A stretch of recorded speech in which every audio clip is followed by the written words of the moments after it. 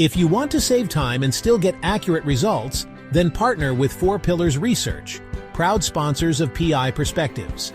We specialize in uncovering insurance policies that can make or break your case.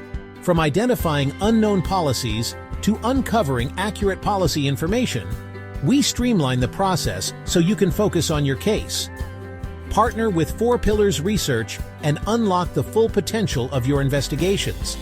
Visit researchfpr.com to learn more. Do you enjoy our podcast and the guests we bring you? Since 2019, Matt and his team have done their very best to give you amazing shows each week.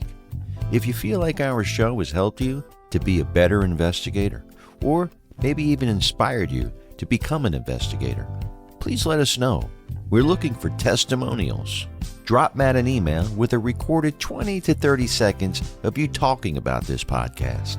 You can also email him something verbal about the website. His email is matthews@satellitepi.com. And if you really feel blessed for having this content, consider supporting Matt and our show by joining Investigators Toolbox. You really have to see version 2.0. And at just 49 cents a day, it's a no-brainer. Private investigators, are you spending hours digging through online data? There's a better way. Scope Now is your all-in-one OSINT platform, automating the collection and analysis of publicly available information, so you get results faster.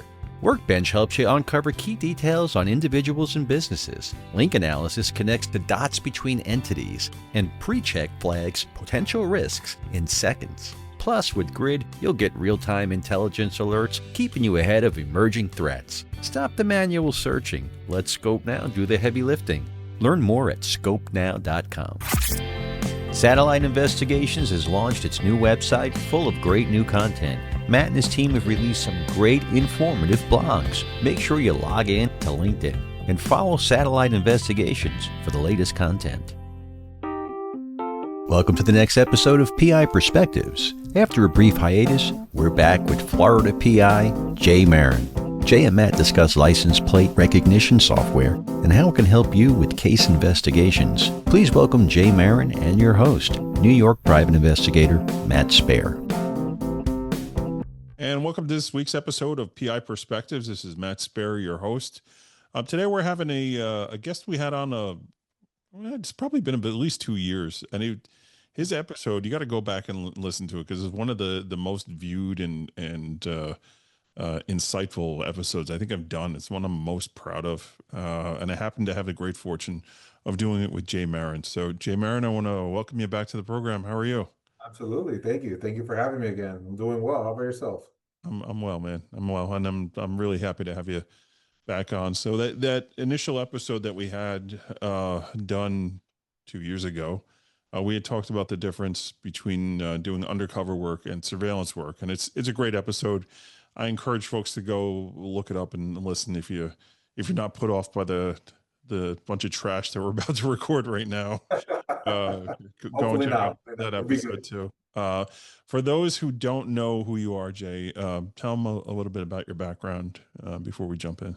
Sure. So, obviously my name's Jay Marin. I have an investigation firm with a couple offices in Florida. We have one in South Florida, specifically Miami, and one in Central Florida, closer to the Tampa Bay area. I did come from law enforcement. My whole niche back in law enforcement, I was a gangs and street crimes detective, as well as an IRS task force officer dealing with a lot of tax fraud, credit card fraud, ID theft. Like that was my niche. But all our gangs were doing it in stolen vehicles. So I've always had a niche for that as well. And, right now we've been growing, pretty steady. Even since the last time we've had this, we're up to about 20 full-time employees, aside from a couple part-time, and then the vendors and subcontractors we use. So that's been great. We're in talks right now of opening up a new location outside of Florida, but that's in the works right now. We're still flowing with that because it's good to have locations everywhere, but the benefit of also having strategic partnerships makes it a lot easier that you don't even have to go out there, So that's one of the things we're also working with and doing, which we build a good network, and I'm very proud of. Yeah, I mean, if you go to conferences, you know who Jay is.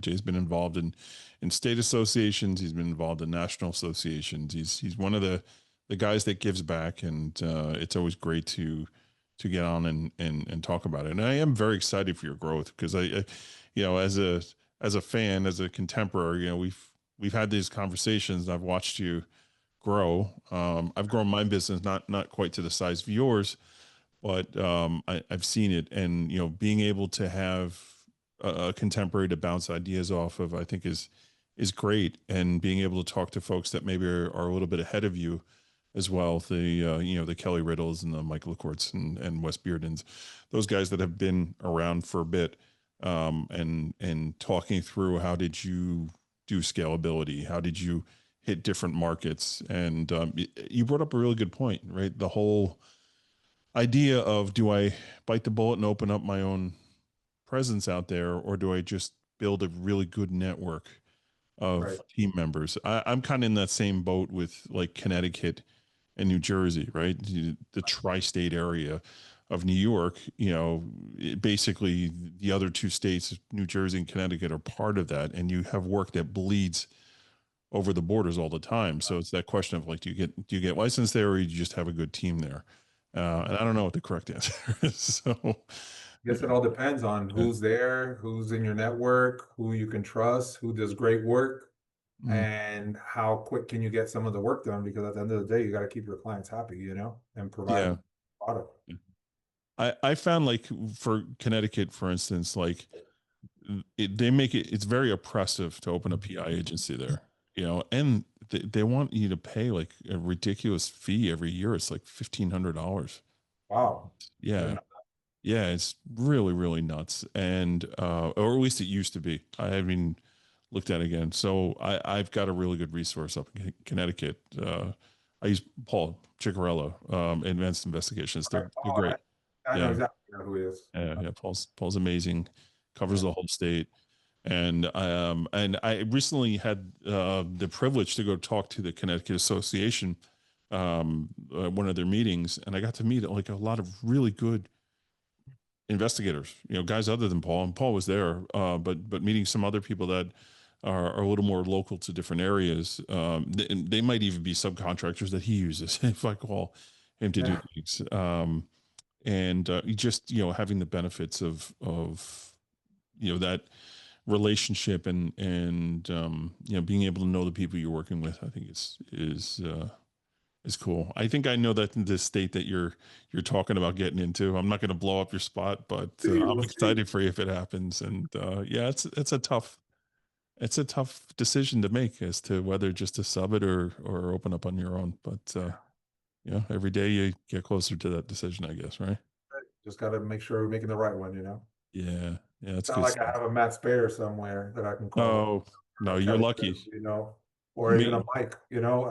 yeah, It just you have to be very comfortable and trust who you're going to be working with in certain areas or certain states. I yeah. think it's very important, You and don't. you want them to take care and have um as much skin in the game per se, because reputation is everything. So if they are on the same page as you are, you know you're going to get great work back from them. 100%. And I think like one of the reasons, or one of the things that has really helped you build your business out, um, and get to this point is you're using the license plate recognition as a backbone for the research, and that's what we're going to talk about later today. I wanted to kind of segue into a little bit of your background Sure. before we jumped into topic, because I think you have a great story, a great origin story, which obviously isn't over yet, and we're gonna dig into the LPR stuff too. Um, but I think one of the things that you touched on too is that expansion. And this episode isn't about expanding your business, but we'll touch on it a little bit. Is having that good number two, you know, that good infrastructure there, the person that can help you manage your team internally. And you have a guy, Eric, that works for you. He's fantastic. He's a Yep. really good dude, very organized, and helps you kind of keep that end of the business together too, right? and take me to the next level, Well, yeah, and then you get to a point where you're actually hiring sales teams, right? You which just brought Jeremy on from IDI, right? so Yeah, that's been going well, thank God. Just things line up at certain times, and yeah, it seems like it lined up at the right time for us with him as well. Not just Eric, and not just adding Jeremy to the team, but also my office, like Cindy, like Indy's awesome. Yeah, you get an answer right away, you get the work done right away, and she is managing it on top of everything, and that's also a benefit because, like I said, you can't be everywhere. If you're working in the business all the time, you can't work on it. So yeah, we got to compromise and put the right people in the right places. yeah. It takes a little time, but once you do get those very few in the right places, everything just takes off. 100%. And everybody understands their role, and there's a communication that takes place. I've seen it on my team internally. It's just Yeah, great, and when you make it a good place to work, and Justin Hudson's another guy who's just blown his business up. yeah, That's yeah. He's just doing a great amazing. job. Yeah, app And and online, and he's out there, but he's doing it right, and he's growing well. yeah, yeah, and it's I think one of the things that where he has success is that just the communication. The communication between his staff, like the employees and management and all that. And as you scale up, those are issues that really come into place and do all Absolutely. that. So obviously you've had your story of how you kind of got here and how you built out. And what do you think was one of the biggest challenges when you got started? Um, in the industry, or when I got Yeah, started on this in whole, the industry, when you opened your business, what were one of the biggest challenges? I think one of the biggest challenges was coming from the public sector into the private sector. Mhm. That's always a little different and challenging because your mind's programmed a certain way. Mhm. Um, but even when I came into this business, I didn't come into this business with like, oh, I was a detective or I know how to do that. Like that's Right. garbage. Like I came in more of like a sit and observe and just watch, and not just what's happening at the conference, but also the investigators and the companies that were around to see, who I kind of wanted to do similar work with, or who I wanted to also be seen as later on in the future. For example, one of the very first one would be Kelly Riddle. Like, the guy's a pillar in this profession. So I started to see that, and then I, just stay quiet, observe, and just make contacts. And I think that the hardest thing was being used to something one way and then coming into the industry and basically, yes, you know a lot of it, but you have to reset yourself to Yeah. do things differently because there's different procedures and there's different ways of doing it. Right. But there's also more of a um, communication type of attitude and persona you need to have versus in the police department, Yeah. Well, luckily for me, I've always been pretty talkative and I'm easy to get along with, but Yeah. um, Are you I've though? I've seen people struggle coming into the industry, Yeah. but am Yeah. I or am I not, Matt? Yeah. Am Yeah. I No, or am no I comment. not? No comment. So that's kind of been like that was like difficult for me at the beginning, but it was more coming in, trying to just stay humble, learn, get around the right people to Right. learn the industry so then I can go ahead and apply it. That was like my thing in the beginning. And it took like a couple years to like I felt comfortable that, coming from the public to the private, that I said, okay, I got this and let's start rolling the ball. Yeah. I see a lot of ex law enforcement struggle with that concept. I was actually at a lunch yesterday and we were having a discussion with a very high ranking um, uh, police department, retired guy.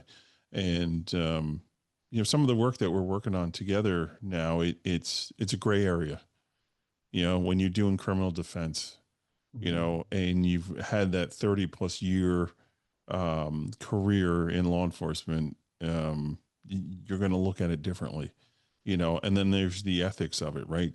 Do I feel good putting my head in the pillow at night, understanding that, I'm working for somebody who's been accused of a pretty serious crime, right? And like, how do you justify that? And having those conversations, this is why the peers are so important. Guys that have been through it already and have kind of reconciled, having those conversations with people, and what it comes down to is, it's reporting on the facts and not having an opinion, and just being able to look at something as a juror would see it, or as a grand jury would see it. Is there enough to indict here? Was a crime committed? Is it possible this person's innocent? Considering those possibilities, right? It's something that I think you have to retrain yourself a bit. And I see that struggle happen at times with law enforcement. Especially when you were always used to putting him in jail, Yeah. But as we all know, not everything that people put in police reports is true, because I've seen it. And I myself am a certified criminal defense investigator and a certified forensic interviewer. Oh, stop bragging. Nobody cares. I'm just telling you. So like, I see it. It's not That's good. I don't do a lot of it, but That's awesome. Yeah, it just depends on the case by case basis if we'll take it. However, that's why we have our justice system. That's why there's due process. Like, you just got to understand that, you're doing it as part of our judicial system, right? Yeah. And also, we've had let's say this person did do a bunch of heinous crimes and he's a career criminal per se, right? But maybe this crime he didn't do, but they're pinning it on him. Like, that's a possibility too. Yeah. We never know, but it's just, it is hard for, especially coming from law enforcement, to adjust to that. But I have seen some people come from law enforcement side and really adapt and gravitate to that industry and criminal defense. And they've done a magnificent job. They've done awesome. Yeah. But that's very few that actually come from law enforcement that I see transition like that. One of the other challenges too is from a technology standpoint. So you've got tools that you can use in law enforcement, and they aren't necessarily the same tools that you can use post law enforcement. Sometimes the tools post law enforcement are better than the law enforcement tools, depending on the budget of whoever you're working for at that time. And there's that interesting shift too. And then there's the whole idea of, I just used to have my analyst team do it. Guess what? You don't have an analyst team, or you are the analyst team, right, and learning how to do that too. But I think one of the changes that has come about, and God, it's got to be maybe 10 years, I would think, is license plate recognition, right? And the ability to have access to plate readers. And it's an amazing network of things that have put together. I don't completely understand it, but there are ways as an investigator to really dig into the benefits of what LPR can bring to the table. So we're going to take a break here. And when we come back, Jay, you're using it a lot. And I wanted you to come on here today to talk about the different instances as to how it's beneficial in using that technology. And if you're not using it, maybe it's something you want to consider. So everybody sit tight. And when we come back, we're going to talk about LPR. Thanks. Check out the PI Institute of Education at piinstitute.com. Since 1989, Kelly Riddle has been teaching on subjects such as surveillance, nursing home investigations, insurance fraud, domestic investigations, hidden assets, and accident scene investigations. The PI Institute of Education is a featured learning partner in the investigatorstoolbox.com. So check out the free content on the site, then visit the Institute for more great savings on additional classes. Managing a team of investigators just got easier with TrackOps, the all-in-one case management software. Are you ready to enhance case flows and drive efficiency? TrackOps offers powerful management and coordination tools to streamline workflows and communication, all designed to keep your team synchronized and focused on the task at hand. With TrackOps, you can easily distribute workloads, track individual performance, and ensure deadlines are met. Plus, the TrackOps mobile app allows investigators to access case activities on the go. And the TrackOps video app allows for simple and consistent timestamping, all included at no extra cost. Start streamlining your investigation process today. Visit trackops.com for a free 15-day trial and experience the power of efficient team management. TrackOps, empowering teams, simplifying management. Over the past year, our industry has been the target of foreign governments and agencies that have attempted to recruit unsuspecting investigators to gather intelligence or immediate expatriates. PI Perspectives is teaming up with the Federal Bureau of Investigations to get the word out about this ongoing crisis. If you've been contacted by an individual or company that might seem suspicious, please contact the FBI at tips.fbi.gov. You can also contact the New York field office at 212-384-1000 to report suspicious activity in any state. The link is also in the show notes. Even if you completed a job and it still doesn't sit right with you, you can report this activity. The only way to stop this trend is to work together. So let's do it. And welcome back to PI Perspectives. This is Matt Sperry, your host. Today we're here with the talented, multi-talented Jay Marin. Jay, welcome back to the program. Okay, no problem. Thank you, man. Yeah, thanks for coming back on. So we spent a lot of time talking about your experience getting into business, some of the different changes, growth, and all that. But what we're really here to talk to everyone today about is license plate recognition software. So you've got a really, you talk about niche and different parts of the industry that you're dealing with. You've got some really cool verticals that you use that tools for. So let's break down some of the examples. First of all, tell everybody what LPR is if they don't know, and then let's talk about examples. LPRs, they're either license plate recognition or license plate readers, however they want to say it. And LPRs are everywhere. They're not just in a large database. It could be LPRs that are installed in a mall, hospital, but they're individually and privately owned. However, those people do not have access to the other networks that are actually aggregating all the data and keeping the data. But as far as license plate recognition, it's just basically a tool that has come out over the last several years. I remember when it first came out in the police department and we were using it, maybe 14, 15 years ago, or so, roughly around there. And it was like, oh, this is the new tool. This is awesome. It was Right. called Vigilant, which Vigilant still exists. It's through Motorola, but it's Right. more law enforcement based. And the system that has all this data, the way it's set up now, it enables you to enter a vehicle tag or VIN number, and you're able to see if the vehicle has ever been spotted at a certain location, address, driving on the street. You're just going to see if the vehicle's ever been spotted at all with a vehicle or a stationary cam that they now have as well of a license plate recognition database system. Like I said, there's a bunch of them, but only certain ones are actually getting all the data and storing it and reselling the data. But that's basically what license plate recognition and LPR is. Yeah, I mean it's a great tool, and some of the data brokers that we all do business with provide them. You deal directly with the company that sells to those data brokers, which I think is great Right. too. Right. Cut up the middleman, Yeah. which is awesome. I know I have dealt with it for plaintiff on personal injury cases, right? Hit and run accidents Mhm. is something that we use it for. Um, we've got a big problem here in New York with cars driving around with license plates that aren't real plates.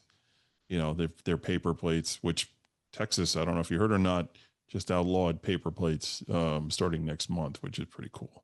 Well, one of the Um, main problems was out of Texas because in yeah, Texas you could get a 10 tag and you could just change a digit off and the system wouldn't have right. any type of quality control process. So then all of a sudden you have all these cars that we've experienced on cases that are rental cars paying $100 for Texas tags, and Yeah, then they're riding around, but it's actually registered to Matt Spare out of New yeah, York, yeah, not the actual person that's actually in the vehicle because it's all made up. They had a big problem with that.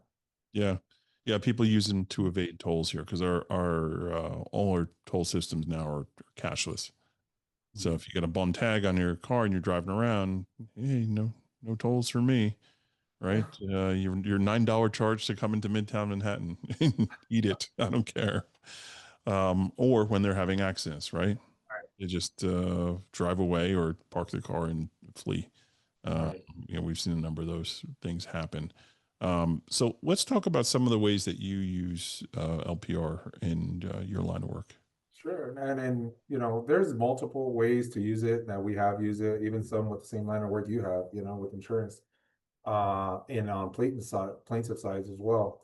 But the main reason obviously we're running these and the way we work our cases, if we have a certain case that we're working, especially if it's either insurance side claims or anything like that, we're always running the LPRs just to see what's happening or what's going on. But dealing for a lot of these like rental car agencies and working a lot of their internal and external investigations, it's very key for us. It comes in all the time. The reason I'm saying this is because not all cars are trackable, right? Some cars have tracking, some don't. Some cars they have tracking for, and some they don't. But even for some of the cars they have tracking, they disable the tracking system. Right. So then they're not able to track it anymore. So this is where the LPRs come into place. And we actually had cases where there was like a large organized theft ring, and funny enough, New York, cars were getting rented down south and taken to New York and getting put in shipping containers and getting shipped out of New York. So they were Right. renting in Florida, bypass Jacksonville, which is one of the other main ports, take it all the way up there, and then decide what they were going to do with it over there. And I have photos of cars stacked up where they take off the rims, but they have it hanging in the cargo container by the axles just so they can sneak another car underneath. But being able to run these LPRs is giving us not only the locations where they have been, but we have the option to activate live alerts. So as soon as a car gets spotted, we get notified right away within minutes. So then it helps us act upon it a lot quicker, and it actually helps us on the insurance side and these claims to locate, recover these vehicles a lot faster. Whereas if we had no LPR, we'd have no idea there was parties going on in New York with all these cars leaving Yeah. Florida, you Right. know? So that's one of the reasons, one of many, obviously. Um, Insurance is another big one, and not just insurance defense, but even on the plaintiff side, where you have people who are making false claims or countersuing back and forth and saying, oh, this accident happened because your claimant did this, or, the plaintiff had done this. And we run these LPRs and we see that, hey, what are you talking about? Here's a picture of 2 months before the accident. There's already damage here that's on your vehicle in the same spot that you're trying to claim that the client was the one that was at fault for.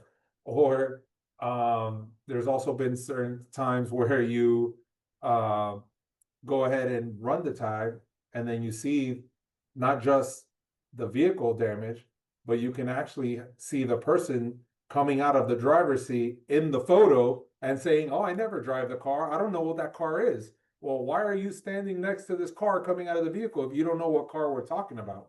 You know? Right. So that's Yeah. also helped us too, because not just capturing pictures, it does capture the plate, but it also gives you a broader photo, which shows you the whole picture of the car most of the time, where it's located at, and Right. gives you lat and long as well. Right. That's great. It's a game changer going to going to figure out where somebody is and what they're doing. I had one of those damage cases years ago on that same thing. Like, oh, car's never been in an accident before. you Yeah. know and it's like you go and you look, okay, well, we did some historical research and found that's it's not necessarily the case that damage was there before. So it's always interesting when you stumble across stuff like that. You don't No, think about it. I think Um, another thing is for people is, skip tracing and locating. You have people that are involved in a bunch of civil suits, obviously, and they're claiming they're living at one place, but they're actually living at the other. And yeah, luckily with LPRs, you're able to find these people that are evading, both in state cases or federal cases, same thing. yeah, And you're able to go ahead and pinpoint them somewhere and set up on them. in order to see if that's really them or not driving the vehicle. And then there's your lead and you go with it. But that's also saved a lot of people a lot of money because, you know, not everybody can afford to have people sitting surveillance 24/7, going knocking on doors and finding stuff, especially when you're evading, you're hiding on purpose. So you're Yeah. making it that much harder. Yeah. When you know there's somebody out there looking for you and trying to be a little extra sneaky. Mhm. They don't realize that we have access to these things. So same thing with process serving, right? So if you're trying to get that tough serve and you can't find the person, right? And you're looking for other ways to try and verify somebody's at a particular location at a certain time, right? If you can get a confirmation on the vehicle and you know that person owns the vehicle and they're probably going to be the one driving it, it just kind of helps you just a little bit of extra information when you're trying to accomplish your task, right? Correct. Yeah, these are great, great examples of how to do it. So yeah, the car rental stuff is always it's fascinating to me. And we've talked about that. It's like if you think about it, it's like somebody goes in and rents a car and just doesn't bring it back. No, Like they just, or they rent it for somebody and then they're like, okay, for yeah, the, baby mama goes and rents it. Boom, here you go. Here's your car. Now you're focused on her and trying to locate her. Like, hey, where's this vehicle? Oh, no, I gave it to so and so. And they stole it from them. So then now you're on the hunt for like, all right, well, where's the stolen car? Supposedly, no police report, no nothing. And then you're working it. The non-tracking cars are the hardest ones as well. But like I said, license plate recognition does help us. But you know Mhm. what helps us in New York when they end up there? Citations, parking tickets. Oh yeah, yeah, no, that's a good one Because too. they Yeah, go ahead and they give us a location yeah, of the vehicle where the parking citation was issued. yeah. So there's little things here and there that to finagle. And that's all OSINT too. It's Yeah. like you just got to know where to look for that stuff. Yeah, my team's always like, whenever we have a hit and run and we got a plate, that's one of the first places we look at citations. Yeah. And like you'll see, like, okay, this car got multiple tickets here in this Hmm. neighborhood. It's got to be around here. Like, and they'll go and just do pop-ins, and And we the thing find too them. with We find the like cars.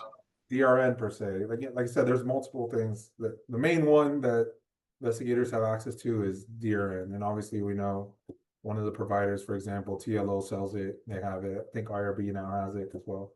Um, but what's good about knowing the system, like you can use the address analysis search where if you want to say, hey, well, this hit and run happened in this location, or the loss was around here, or we know the subject might be staying in this area, you can drop a geofence and go ahead and expand it from a tenth of a mile out in order to kind of identify, well, what cars could they possibly be driving or have been parked at that house before? Because if you know they have an address, 123 Main Street, and you're like, well, what other cars been spotted there? You can drop that geofence, see all the tags that have been within that tenth of a mile, and all you got to do is swipe through those pictures to see the house or the building behind that matches, and then you'll Right. see what car or tag was parked there to give you an idea of now what other vehicle they might be in or using. So it's a little like trick that they have inside DRN for you to use.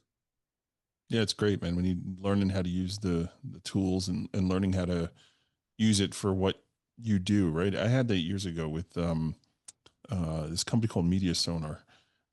They had this geo fence technology out, and they called me to pitch and try and sell it to me. And I was like, oh, it's interesting. And they're like, all right, let's give you a demo. All right, yeah, it looks great. Yeah.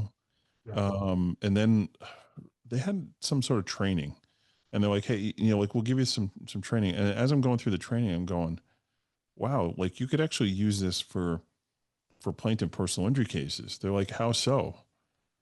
I'm like, well, if you set up a fence and it's capturing all the traffic of social media, because that's what it was doing at the time, it was catching Twitter and Facebook and all these other things where this is before the fire hose got shut down.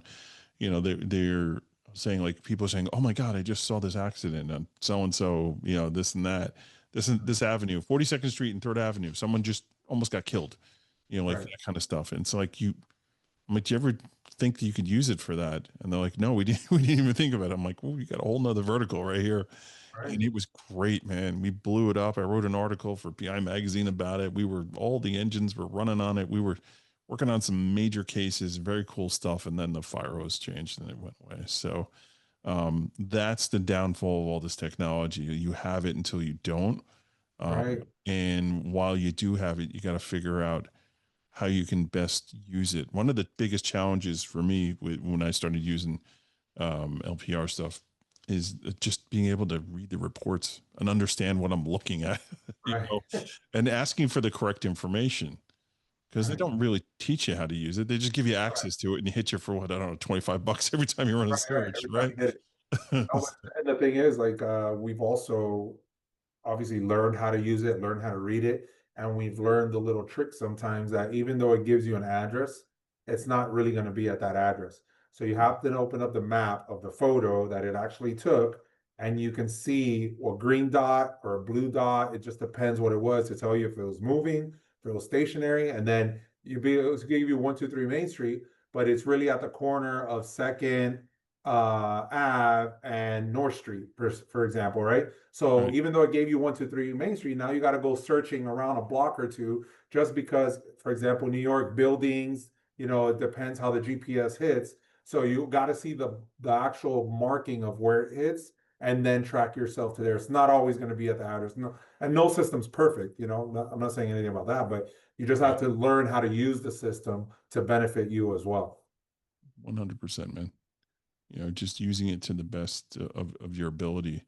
Um, and these are the things you learn about when you go to conferences and you see these vendors that are out there, and you take the time to talk to them and learn about all this stuff. So how have you seen this technology kind of change over the years for the better or worse, with the interface and, I guess, running I actual think it's searches? always changing for the better. It's just sometimes they're restricting some of the stuff, and then you have to go through bills and lobbyists and like try to like, okay, well, I guess it's fine.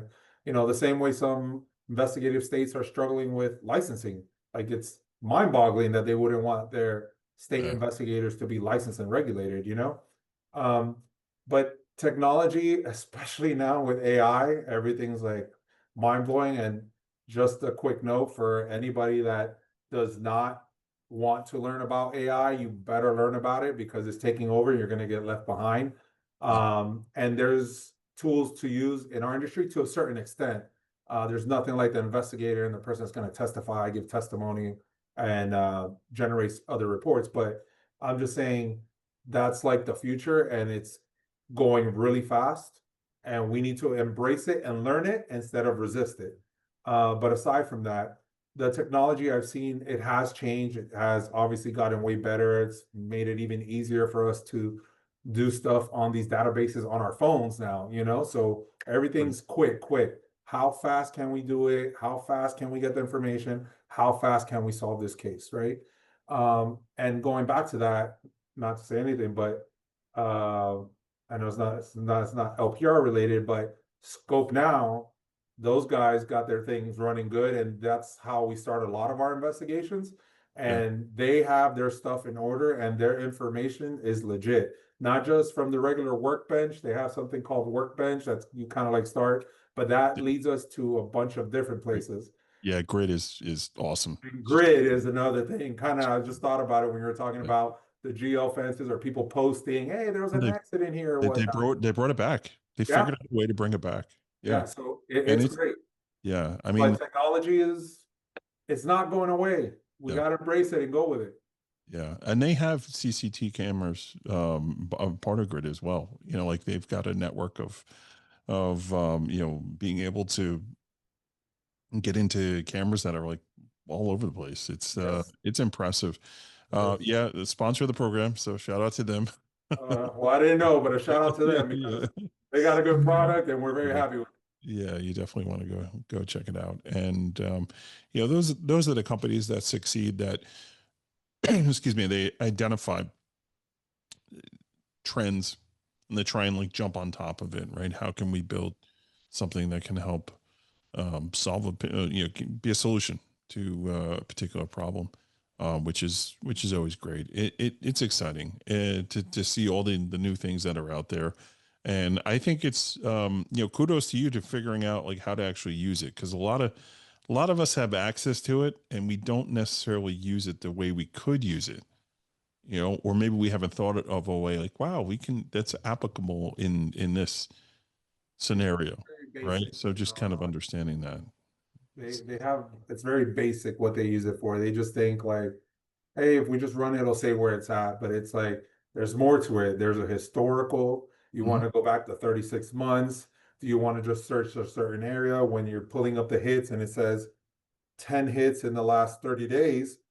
You want to go ahead and see all the hits to see if 7 of them have hit one and the other 3 are just random driving. Well, you're going to go to the 7 of them, Yeah. or dropping the geofence for the address. If you're like almost at 0 and you need to find a lead, you can do that too. That's another option as well. Or get the alert set up and have the alert send it to you as soon as they get it. And if sometimes you're just in the area or one of your employees are out there, in my situation, I'll say, hey, just go ahead, leave this for right now, go shoot over there real quick and sit on it and see what we have, Take a look. And that's the thing that you got to understand, like these tools that are out there to help us do our job, 9 times out of 10, they're going to lead to billable hours. They're going to lead to, you were talking earlier about, okay, yeah, so we ran this and all that, and we know the car's been there for 10 days. So we're going to set up a surveillance, right? Ding. Okay. So that's, there you go. There's a nice sized job, right? And the thing is, when you go to your client to get the approval for budget on that, you now have all the legwork here. You've done your pre-surveillance work and you're like, okay, listen, like we're recommending you do this. And here's why we think you should do it. Like there's a better chance they're going to say yes and approve that budget because you've got all that nice little lead in pre-investigative work to get you where you need to go. Right? A lot of this is also very intriguing to them. Like they get excited when they're like, oh, I didn't know you could do that. You found that? Yeah, that's awesome. Let me check with the client. And the client will be like, yes, let's keep going, to see if anything happens, but you always got to be transparent and upfront with your clients. But just, you have to be very well versed in the tools that you have. So you're providing it and using it, providing a good product and using it correctly. Because if you're not doing that, you're just not doing yourself or your client justice. And in a way that's actionable, meaning that, if you get called to testify about it, you could talk about it. It's illegal. It's not like, we did this thing, but I can't tell you how we got that answer. Because you know what? Next time they think of something or they have another client, I'm speaking on behalf of attorneys, and they have another client, they're going to be like, oh, we need to call this investigator because I know he can do a couple things and you'll get it done. And then you get another client. Awesome. So we're going to wind down here. Again, another great episode, Jay, just kind of spitballing and talking about how to utilize and use these tools that are out there. If folks want to get a hold of you, what's the best way to get a hold of you?